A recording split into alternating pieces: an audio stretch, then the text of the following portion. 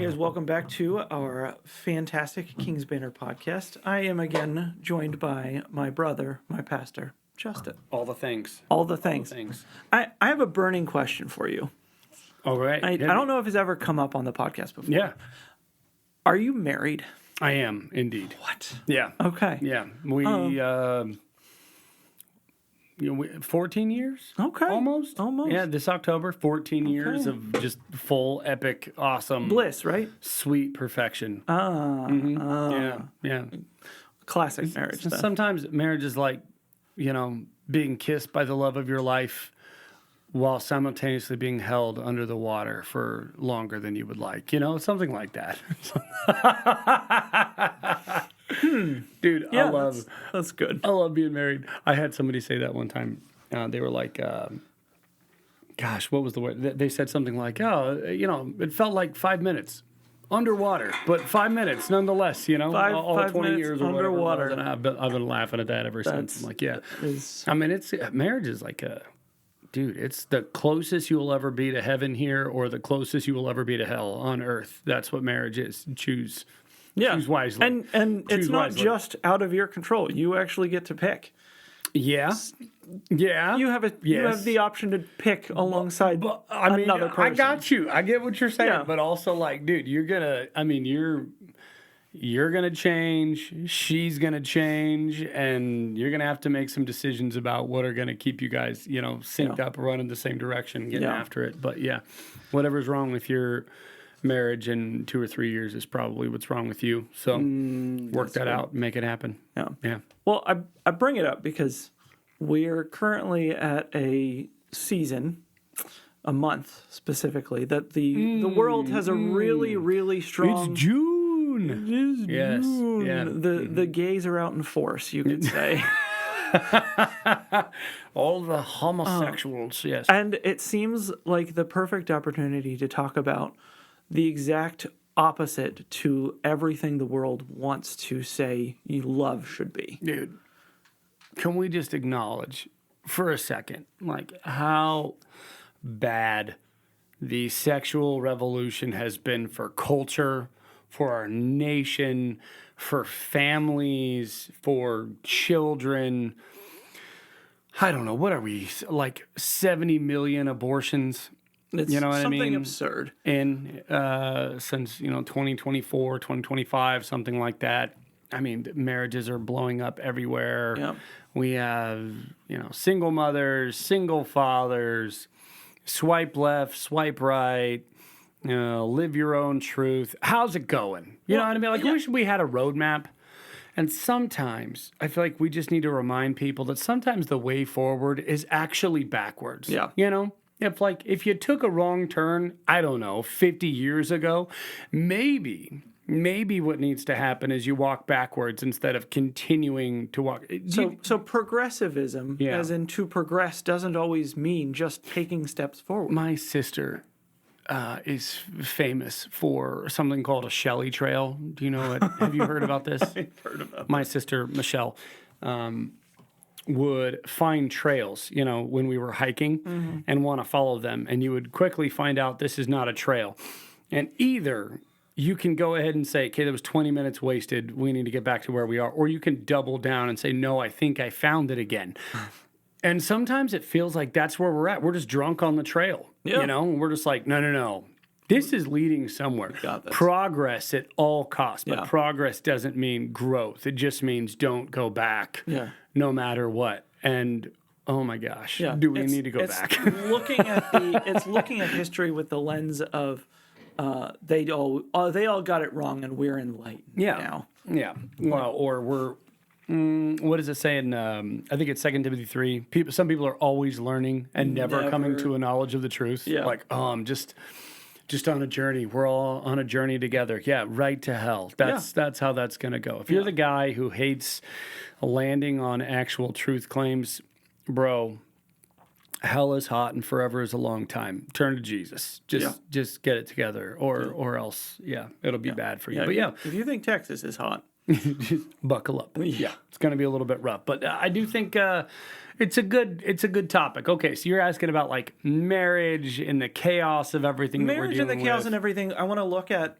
like a couple of places where marriage has failed so badly that we're seeing just the effects on culture. Like this report coming out of the UK. Yeah. Like I guarantee you 250,000 women Yeah. that have been sexually abused or raped. Yeah. Yeah. Mhm. Like horrifying. Uh-huh. Horrifying. And Where I are the men? Where are the guarantee you, fathers? if we You know? had biblical marriage actually Oh my gosh. going on in Great No Britain, kidding. Yeah. this wouldn't happen. I think about like okay, so we were talking about the sexual revolution Yeah. briefly, but I just think about like, okay, so it used to be that a father was involved in, who his daughter was seeing. Yeah. You really weren't allowed to even consider marriage until you had a job. You were a reputable individual. You could protect, provide. Then you can maybe come over for dinner to meet the family, have a conversation. Like sex was not a transactional thing. Before that was even in the equation, the question is, are you able to support a family? Yeah. Are you a person that somebody should actually be with? And we've taken the responsibility away from fathers and families and placed it on individuals, which is a mistake. And a lot of people want to talk about it, and they're like, oh, it was the worst time in human history, you know? It was just terrible. I mean, Fathers own their children they like own their property. children like chattel slavery, you know? And it was terrible. And what we need is liberation from these, these structures that we put in place that have kept people from blowing up the world. Yeah. You know, it's terrible. How come we can't blow up the world together? Like, good night. It's the biggest value statement ever to someone to say, we want to make sure that before somebody steps into your life and desires this particular value from you, that they are bringing an immense value and ability to care for you in the first place, so that it would be clear to everyone, like, you are of such value that we would not settle for less than this. And our family is going to make sure, and our community is going to make sure that idiots who don't want to take responsibility and authority in these areas that, let's say, God has called them to, but also society flourishes under, those people aren't going to be able to get away with the kinds of nefarious things that people want to. Yeah. So you have the feminist movement that liberates women from their fathers and from their families. Sex and reproductive rights have become the mantra of freedom, which is not freedom, it's license, which is different, because freedom has to do with virtue and license has to do with sin, right? Yeah. I want to even dig into the word reproductive rights. Like, the only reproductive right that exists, it's Hobbesian. Yeah. It's the Leviathan. Yeah. What I want and have a desire for is ultimately a right that I have. Yeah. Whatever I want, I should get. And the only time that this is, this monster is castrated is in societies where we all have different wants. So we pacify them together to try to get along. I mean, Hobbes was anyways, it's rough. But yeah, we call desires rights now. Yeah. Well, but it's not even like you can talk about sexual rights and like it makes sense, but the only reproductive right, reproduction involves a new human being, and the only reproductive right is the right of that child in utero to live. Yeah. The only rights that you are given are the rights that are given to you by Almighty God. And that means the only freedom that you have is freedom walking not in sin, but in unison with our Creator, living out the way that He actually called us to live. Yeah. And it does suck a little bit that our nation has gotten this twisted up. Like, because freedom is this word that used to mean something, and it was a liberation from oppressive systems that are not allowing you to worship God. Yeah.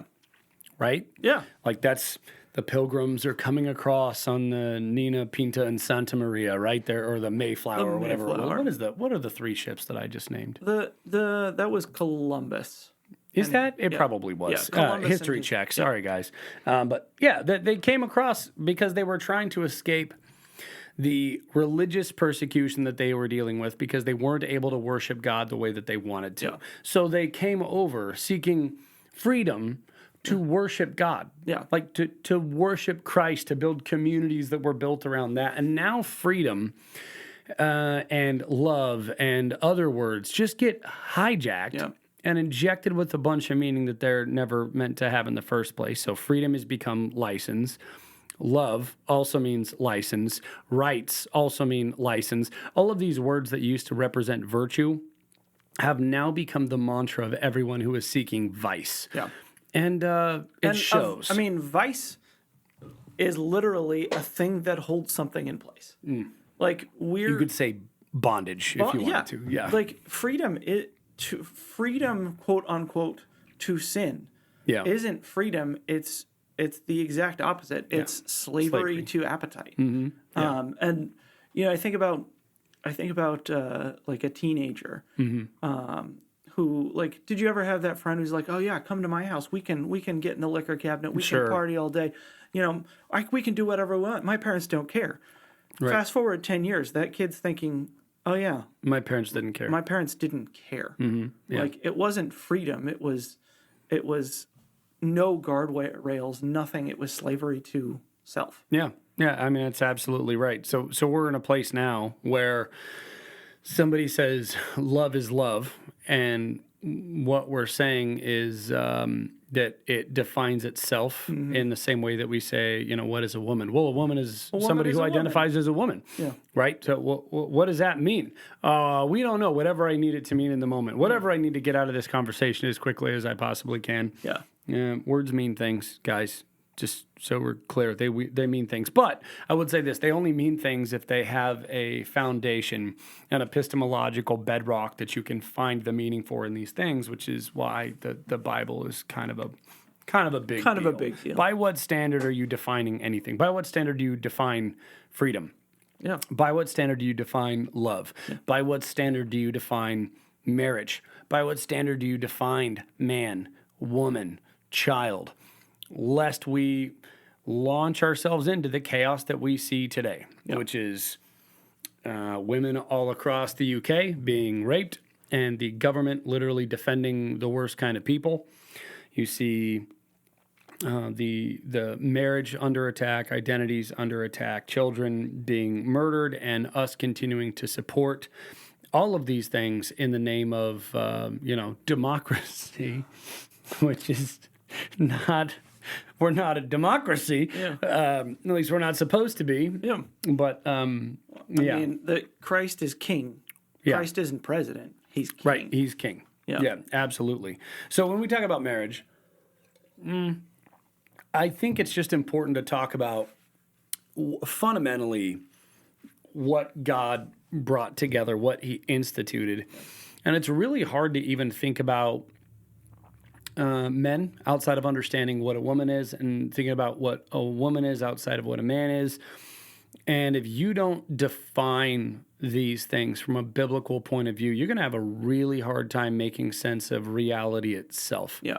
And it's funny, like watching, Disney try to rewrite stories and place women in all the places that people know men are supposed to be, and men in all the places that people know women are supposed to be, and then watching them lose millions and millions of dollars because it doesn't resonate with the human heart as much as you want to jam it down people's throats. It just resonates with people who deeply want it to be true. Yeah. And it's not even that it's resonating with them. It's just they're shouting so loud that they want it, that they've convinced themselves they do. Yeah. And then it started to rain, and Noah got into the ark and let it burn. I want to talk about that, actually. I was thinking about that. So we're King's banner. Yeah. Christ is the banner over us. Yep. For until glory. Yep. The banner that the gay movement has placed over themselves is the very promise that God said, I won't destroy you for your sin in the same way again. Yeah. He didn't say, I won't destroy you again. He said, in the same way. In this way, yeah. They are literally using the exact method of their own damnation upon themselves to say, this is what we're going to do. Yeah. It's the whole thing is pretty hilarious. Like, it's awful and terrible and so freaking ironic. I ask myself sometimes, like, how can you be a Mormon? Like, You stay with me for a second. Justin, I'm not a Mormon. How can you be a Mormon? Like, how can somebody believe the insane things that you have to believe when somebody could be like, you talk to your great-grandpa, and he'd be like, yeah, that's definitely not true. Those people, everybody knows. That's fiction. It's not true. Yeah. There's just some strong, blinding demons behind these things that it seems like anybody looking at it at face value knows, yeah, that's probably not a good idea. That's a mistake. This isn't good. But you get involved in it and you just like lose your brains. You just check them at the door and you lose your mind for a little while and you live in a way that you shouldn't live. You walk in ways that you shouldn't walk. You do stuff you shouldn't do. And you demand that everyone else just agree with you. And let's start naming months after things. And not even to mention that, June. June has some significance from a pagan perspective. Another time, maybe we can get into this. But ultimately, if you ever read... what are the cliff notes on that? June has to do with the celebration of Asherah, who was really into transgenderism. And I think the month was actually somehow named after Asherah herself. I'd have to get into the details and dig that up. It's in Jonathan Cahn's book. He's got a book called Return of the Old Gods. Oh, I feel fantastic book. Highly recommend you guys read it. Some of the stuff that dude writes is off the wall. That book, actually pretty good. I don't know about everything he talks about with regard to Stonewall, but he's making the point that we're seeing a resurgence of all these old pagan ideologies. And it's like, we know these things are stupid. We know these things are not good for us, and we're just throwing ourselves into it wholeheartedly because there's a trail here. I'm sure there's a trail here, and I'm constantly amazed that people are fooled by just the stupidest things. But, man, if it feeds our appetites and you can find somebody who will call your appetites a human right, a lot of people jump on that train. The Bible says in the same passage about people with itching ears, right, who will find teachers who will tell them what they want to hear. Yeah, well, you say High five on the way to hell. They want to be fooled. It kind of reminds me of the plot of The Prestige. And if you look at any sort of sleight of hand or stage magic, there's always explanations for how these things are done. Yeah. But you lose kind of the fun of it when you know. Yeah.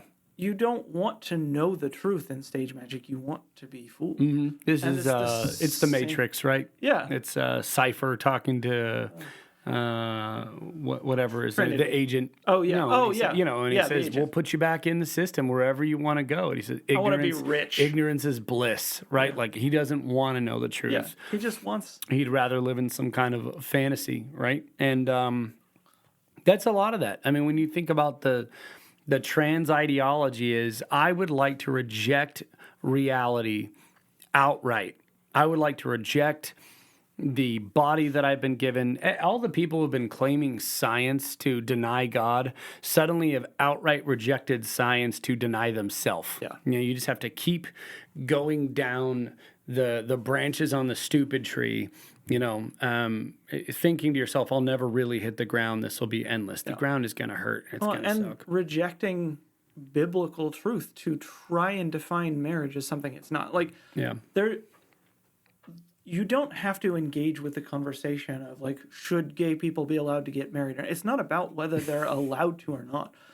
Marriage definitionally means that it's a man and a woman married together in unity before God. Yeah. You can't have the argument, well, should a man be able to marry a man? Yeah. It doesn't matter if he should or not. Covenant he can't. of marriage is a Christian construct. Yeah.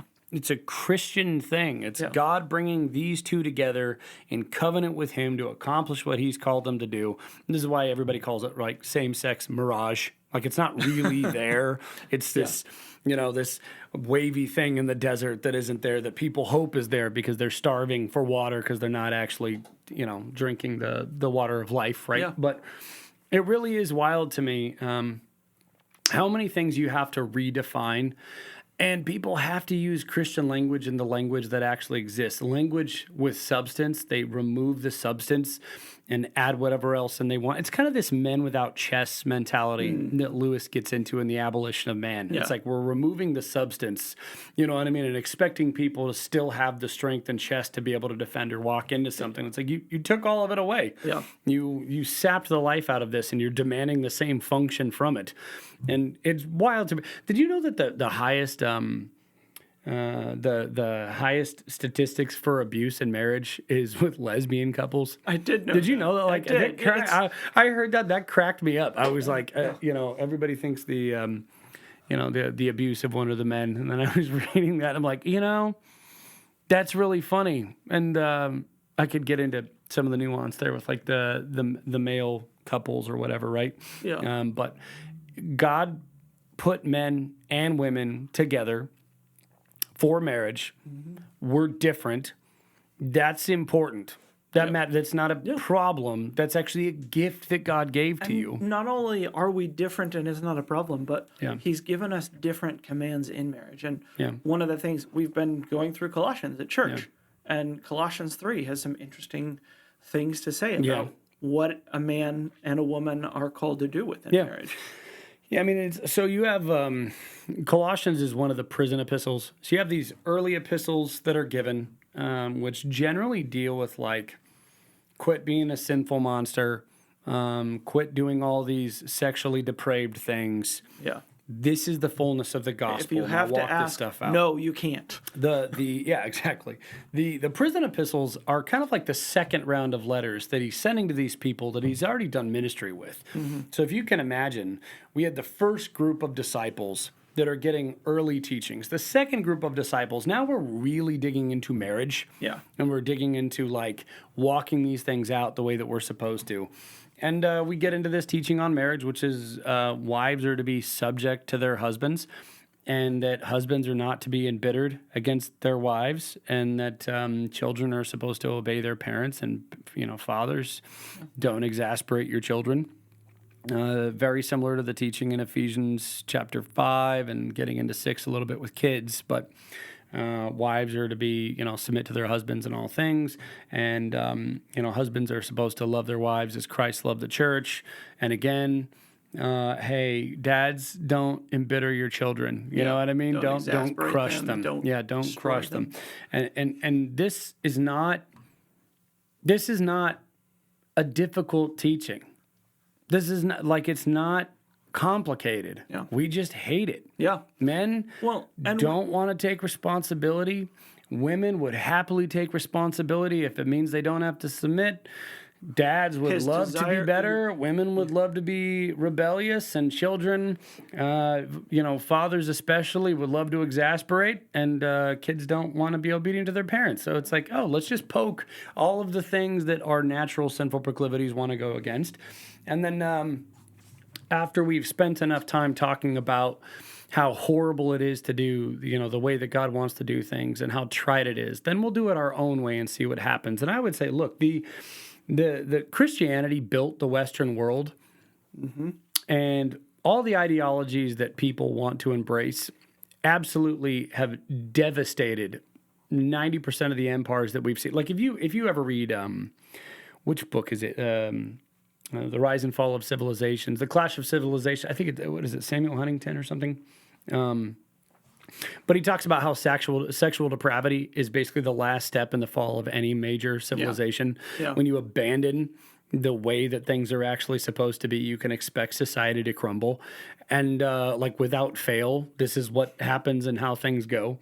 And it just cracks me up. It's like, it's Psalm 2, let's cast off the fetters that God has put onto us, and he who sits in heaven laughs. But these things are important. And what we see in Romans 1 is that people, when they want to abandon what God has given them to do, are given over to wrath, which is God giving you your way. Yeah, you had this line recently in a sermon. The only people who don't get their way are the Christians. Oh, Christians. Yeah. Thank God. Yeah. I don't want my way. Yeah. Like, I was running the wrong way, and he was like, yeah, no, you're doing this now. I'm like, thank you. But he makes the point, like, God's wrath is giving people over to what they want. Yeah. And it says that these people are suppressing the truth of God and embracing a lie instead. And so it says that men traded out natural relationships for unnatural ones, and women traded out natural relationships for unnatural ones. What does this mean? Well, God told me that I'm supposed to be with a woman, but you know what? I like myself better, so I'm going to find another version of me to be with. Why? Because I don't like the way that God put it together. And women are doing the same thing. Well, I don't really like the idea of what God did. I'll find somebody like myself. So when we worship the created thing rather than the creator, what do we end up trying to do? Well, even in my relationships, I would rather have myself than somebody else. I would rather have somebody more like me than what God intended in the first place. And it's a mess. So when we see this teaching in Colossians, ultimately what we're seeing is, hey, from the beginning, God created man to be responsible, to provide, to protect. He's given these commands from God, the assumption being Adam would then give these commands and teach his wife what to do and what not to do. From the beginning, this is the picture. And we brought up in the podcast about the Bible the other day, right? I do not permit a woman to teach or exercise authority over a man, and then it's placed in creation. Yeah. Like, not just because this is some arbitrary thing that I'm saying that's culturally relevant. No, like, God intended things to function in this capacity. He's supposed to lead. She is supposed to help him accomplish the mission that God gave to both of them.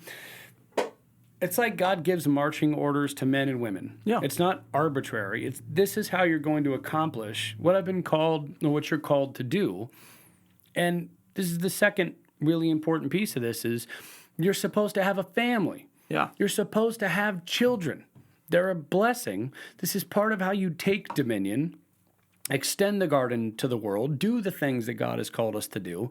And what are we rejecting? What a man is, what a woman is, the necessity of children and the desire for them, at all. And then we're choosing each other instead. And it's funny because what are homosexual relationships? They're castrated. You can't have children. Yeah. You know what I mean? So we're trying to find ways to fabricate it and make it work. But ironically, I'm trying to think of the psalm, but it says evil will destroy the wicked. Yeah. And it's so funny because it's an entire movement that cannot reproduce. Yeah. It will literally end itself. Like, its only goal will end itself if it doesn't is to reproduce through ideology and then loot their future as a means of gaining its present. Yeah.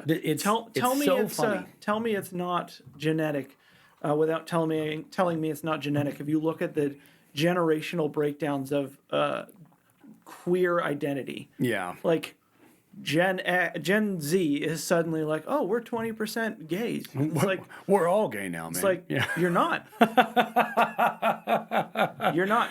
Honestly, I even kind of reject the label of saying somebody is gay. Yeah. I think they partake in the sin of homosexuality. Saying somebody is gay is like saying somebody is a sinner. Yeah, it's like Yeah, they probably are. Yeah.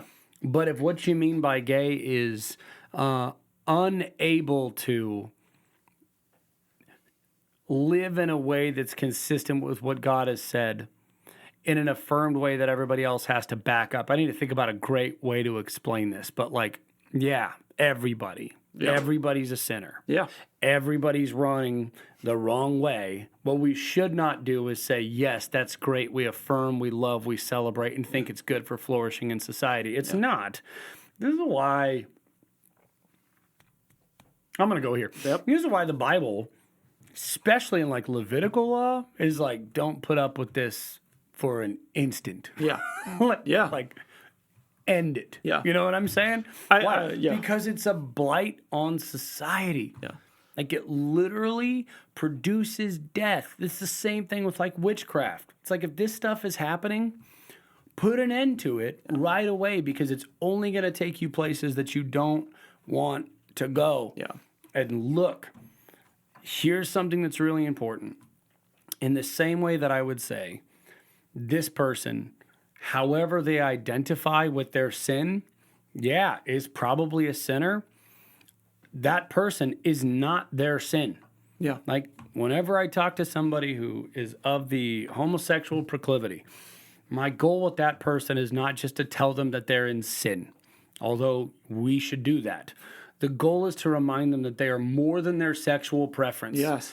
And if you are so narrow in your thinking that you have come to believe that the single most important and defining factor about you is where you stick your private parts, something is deeply wrong.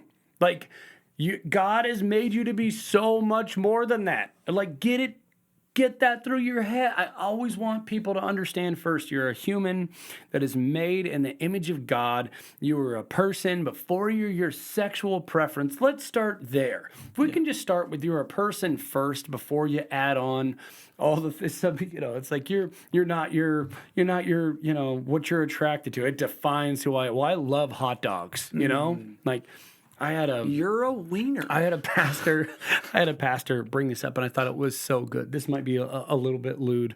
So if your kids are in the car, maybe come back to this later. But he was talking to his son, and his son was struggling with homosexuality and had experimented, let's say, with another young kid. And his son came to him and said, like, "Dad, I think I might be gay. This happened, and I got to tell you, I actually enjoyed it. It felt really good." And he said, yeah, have you, like, masturbated before? And he said, yeah. He's like, does that make you a hand-sexual?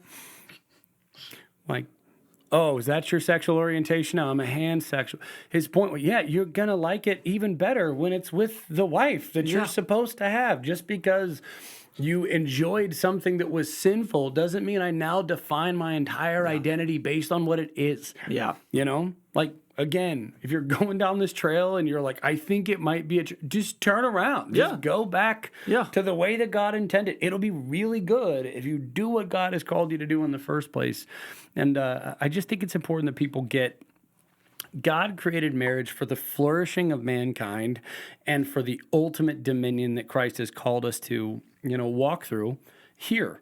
Yeah. Through his creation, we're to bring about the glory of God through the gifts and abilities that he's given us. And the bedrock of how that gets done, according to Genesis, and I think the rest of the Bible, is through family. Yeah. Man, woman, children, go forth and bring life where there's been death, bring hope where there's been, chaos. Do all the things that you're meant to do to bring the garden to the rest of the world. And if you know, Christian, that your marriage is not primarily about personal, psychological happiness, but a mission to extend the glory of God everywhere you go, then I think that changes the dynamic in marriage. But like happiness has become the grounds or the reason for marriage, which makes unhappiness grounds for divorce. Happiness has become the reason for having children, which means that if children don't necessarily make you happy, just don't have them. Or if I am pregnant, I don't want this. I'll just get rid of it. I'll just delete my son or delete my daughter and act like it wasn't a big deal. I think this idea of happiness, this cheap, in the moment, substanceless idea of happiness, which is just, I like my brain chemistry to be this way, I don't want to face anything difficult, has created in us the most unhappy generation ever, the most purposeless generation ever, and the most dopamine-obsessed, sexually driven culture ever that is still not happy. Like, we need a new word for this, enjoying sin, but deeply without purpose or hope. Well, you know what I'm saying? Like, there needs to be a word for this. Like, I think it used to be like addiction, like I can't stop doing the thing because it makes me happy in the moment. But if I'm being honest, it's ruining my entire life. And it's the reason I keep doing it is because I'm trying to escape reality. But culture has taken the word addiction and turned it into a disease that you have to be treated, and it's not your fault. Yeah. The thing that you shouldn't be doing, we've now said is an identity. It's who you are. Well, but like you even in AA now, they don't say you're done being an alcoholic. They say, no, you're always going to be an alcoholic, but you don't have to act on these things. And I'm like, that's pretty funny, actually. Seems right along the lines of everything else that we're teaching, which is if it's a thing that I want, it must be an identity that I am. Yeah. I just detest that with all of my heart. Just read the Bible, bro. Yeah.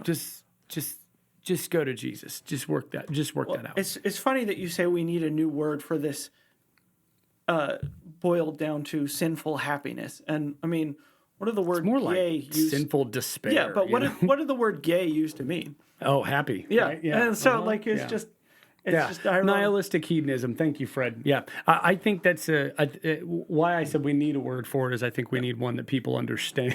Yeah, But yes, 100% the case. Yeah. I didn't see what he said there. Not nihilistic hedonism being we came from nothing, we're going into nothing. Yeah. Have a good time in the process Oh, of being eventually floating into the heat death of the universe itself. Yeah. Something along those lines. So I want to bring it back to something you said earlier and kind of tie it together. So I had a pastor years ago who he fought vehemently in his church to make sure that they didn't bring women into the elder board and thus women into the pastoral roles. Yeah. And because he said without fail, the thing that ended up leading the church into gay affirming roles is it always, you can trace it back to bringing women into the It starts with gender roles. And you had mentioned something very briefly that I wanted to touch on to do with that. Yeah. That the SBC is now changing their... Yeah, thank God. So Al Mohler, who is just a paragon of the Baptist, faith, God bless him, he put forth this motion to basically solidify the reality that women can't be pastors or function in the role of a pastor, which is important because people will be like, oh, we'll let them do whatever. We just won't call them pastors. And it's like, no, you can't separate the function from the title. Yeah. That's not how that works. Yeah. So they passed a motion which basically, but I think it was about 75% said, yeah, we're not, we're on board with saying this is not the way that things should go. Basically, I think they'll come back to it in 2 years and officially solidify it. But until then, this is how things function. So it was a massive win. But the reason this is important, to your point, is the same hermeneutic that's used to say women can be pastors, women can be apostles, women can be, they can function in all the same capacities as a man, is the exact same hermeneutic that the homosexual Christians, not Christians, so we're clear, will use to try to affirm this type of mentality. And it's what's so funny about this is this measure got passed. All of the people that are throwing fits and saying it's terrible have a rainbow flag out front. Yeah. You know what I mean? Like that's how it goes. They're not even like Southern Baptist churches. They're churches that have left it a long time ago who have women pastors and have not just women pastors, but like they're lesbian pastor, they're gay pastor, whatever. Like it's the same hermeneutic that is taking you to places that you don't want to go. And it's important that we realize this. If you compromise in one place, you will inevitably compromise in another. Everything how you do one thing is how you do everything. Yeah. And so it was a huge win this last week or two with the SBC, seeing some good changes that need to be made. But yeah, this hermeneutic people take, which is this historical cultural hermeneutic, which is to say, I will interpret these texts in light of the culture and kind of ignore the rest of Scripture or the syntactical, lexical approach to things. This will speak louder than these things. Now when I go to any text that I don't like, I can go to that culture and dig something out that helps me reinterpret whatever the Bible is saying very plainly. Yeah. That's a problem. Now, I agree that we should use history and culture to help us understand the Bible, but if that is your primary hermeneutic, then you use it as a hammer and you go back and smash every other text you don't like to make it say something that it never meant. Like, I don't know how you get from, I do not permit a woman to teach or exercise authority over a man to women should preach and teach and tell, run the church. Like, that's not how that should work. And then what's the trickle? Yeah. Now families are flipping. Mm-hmm. Now men aren't leading homes. They don't have to. Oh, what did I just do? Well, I just opened the door for all the sins of men and all the sins of women to actually be affirmed in the family. And we're wondering now why we're just having in the family, all these problems. in the church. Yeah, well, and then it happens in communities, then it's happening on a larger scale. I mean, God tells us in Isaiah 3 that like women and children in leadership positions is actually like a way that God shows us that his wrath is being poured out. And we're over here like, this is great. For the first time, a woman is taken up. Girl like, power. All we're saying is the men are abdicating, not stepping up, not protecting, not doing what they're supposed to be doing. As a consequence of their abdication, women are now in rebellion and stepping into places that they're not supposed to be.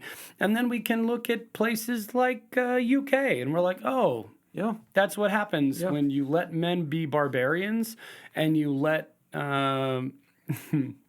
Say it. the over nurturing feminine victimization psyche, which is not godly femininity. No.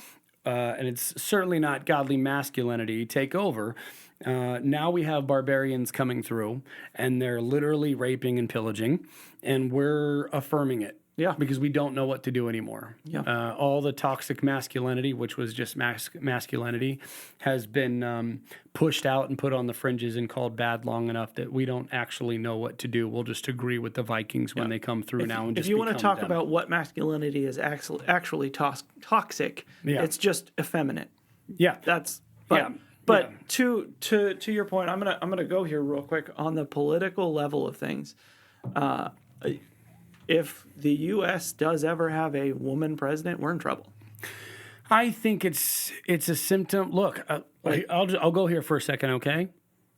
I don't think Donald Trump is the second coming of Jesus Christ. I not by a long shot. I also think we're reading through the book of Judges, and I'm like, yeah, that's kind of what we have. We got a guy that God gave us that is probably not super put together. Was he better than the other Kamala? 100%. Yeah. Absolutely. I would say, yes, absolutely. Is that guy still in bed with people he shouldn't be? I'm sure he's in the Epstein files. I'm sure that's why we're having, oh my gosh, I could just go down the wormhole. Here's what I would say. A nation is given wicked leaders when the nation is wicked. Yeah. And we should not be surprised when we get wicked leaders when we're a wicked again, because that's part of God's judgment. But yeah, the more women you see in places in leadership where men are supposed to be leading and protecting and providing, the more obvious it is that we're drifting into a society that has been given over to way things that are not supposed to be in the first place. And especially when we're celebrating it. Yeah. Right? Like Isaiah, right? Don't woe to those who call good evil and evil good. And I just think we're in an interesting place in our culture today. And man, the stuff that we're talking about on this podcast today, I'm sure there will be fires going off. Maybe it'll get canceled. Maybe we'll get flagged and kicked off of whatever network we're on currently. I mean, here's what I would say. We're not going to stop recording, but... Well, this is my point. Somebody's got to say something. Yeah. Like what we do not need is more Christians cowering in the back of the church saying just love people. And by love people, they mean let people continue in sin and the debauchery that's destroying our entire nation. All the people in the UK who are watching their daughters and wives getting raped by all these barbarians coming through are the very people who would say we just need to love them. Yeah. You know what I mean? Keep it comfortable. Don't say anything. And if you do, you're clearly being racist or whatever language you want. This is just false piety. It is garbage. It is not Christianity. Christianity fights for the things that Christ has called us to fight for. It loves the people that God has called us to love in a biblical love, which means to the glory of God for the good of that person, usually for my own discomfort, which is, that's usually what it comes with. It goes back to what the Bible actually says about freedom in Galatians. It says, use your freedom to serve one another in love. Absolutely. And as long as we pervert all the terms that the Bible has given us with defining it by culture instead of with the Bible, we're going to continue to stay in a cycle of, I'm going to say, feminized, toxic Christianity, which is just this blasphemous whore of Babylon kind of Christianity, not the biblical Christianity that represents Christ and his church and what he has called us to do. So, man, this month in particular, do not spend all of your time after listening to this podcast going and putting everyone on blast who isn't doing it right. Point those things out, make it clear, and do a better job in your own marriage. Yeah. Love your wife. Quit abdicating responsibility. Quit passing on protecting and providing. And I do not just mean a paycheck. I mean like Take care of their hearts. Guide your children to love Jesus. Teach them what it's supposed to look like. Wash your wife with the pure water of the word. Forgive. Don't get bitter. Wives, man, quit competing with your husband in the home. Let him lead. Yeah. Be the helper that you're called to be. Encourage them. Love on them. Walk with them. Raise your kids like they're little firebrands for the kingdom that are going to go to war with the next generation of darkness, because it's coming and we need families to do this. And I hate to say it, because it's such a leftist mantra, but it really is the way to do things. What is it? Act locally and then move globally. You know what I mean? And if you think that you're succeeding in the war against the darkness by shouting into the void about all the bad things that are going on, but you're not working on your own family at home, you are just as much a part of the problem as everything else is. Yeah. Healthy marriages, healthy kids, strong communities, godly churches. That's the bedrock of how things are built and how community is shaped and formed and how God is glorified. Fight for those things and call out the nonsense where you see it, but not until you at least are clearly working on it in your own life. Hear, hear. All right. Before we close out, just a side note. If you're watching on video, you can see this. If you're on audio, we have Justin's new book. Oh, yeah. It's coming. This is Burn. By the time this goes out, it'll be available to purchase, I think. I don't know. We'll find out. Okay, we're close. I'll get you deets. I'll make sure that we have the stuff coming up for it. But stay hyped. Tell your friends. Yeah. And I hope it, hope it starts a fire. Should be fun. Yeah. Right on. All right, guys. Have an amazing week.